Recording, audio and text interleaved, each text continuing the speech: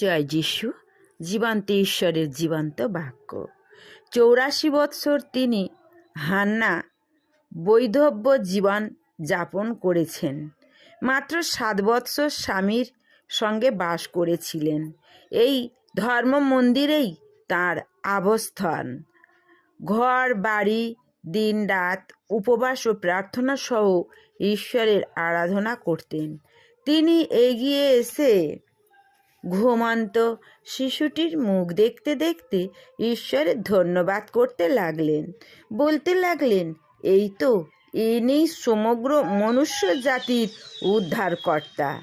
এইভাবে উপস্থিত জনতাকে এক গুপ্ত বিষয় জানিয়ে দিলেন। হেরোদ রাজার সময় এইসব ঘটনা ঘটল। হেরোদ অদ্ভুত অদ্ভুত ব্যাপার শুনতে লাগলেন।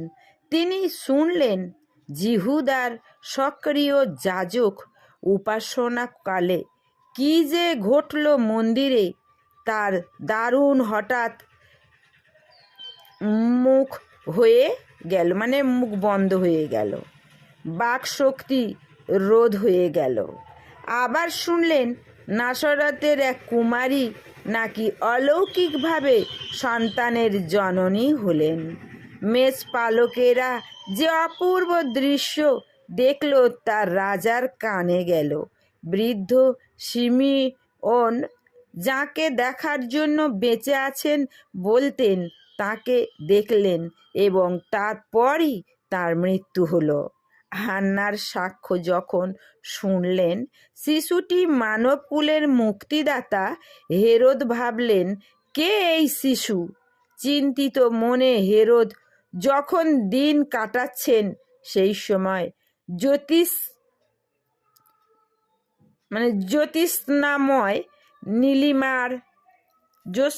নীলিমায় রহস্য ঘন দিগন্তে এক অপূর্ব তারকা দেখলেন। পূর্ব দেশের জ্যোতিষীরা তাঁরা বুঝলেন জিহুদীদের রাজা খ্রিস্ট, যার আগমন বাণী শাস্ত্রে লেখা আছে, তিনি জন্মেছেন। তাঁরা জানতেন তাদের গণনা ভুল হবে না। অদ্ভুত গরীয়সী তারকা এবং গণনা শুধু নয়, তাদের হৃদয়ের জাগল এক অপূর্ব অনুভূতি ঈশ্বরের প্রতি। তাঁরা যাত্রা শুরু করলেন। অবশেষে পণ্ডিতেরা হেরোদের রাজ্যে এলেন।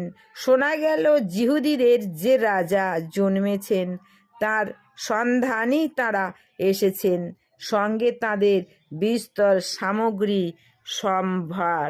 মন্দিরের রাজপথে, অবশেষে রাজপ্রাসাদে এসে তাঁরা খোঁজ নিতে লাগলেন যে রাজা জন্মেছেন তিনি কোথায়। সংবাদ এলো হেরোদের কাছে।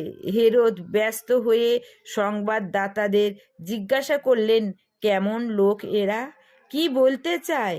সংবাদদাতা উত্তর দিল, তাদের দেখে মনে হলো পূর্বদেশের লোক এবং জ্ঞানী ও পণ্ডিত।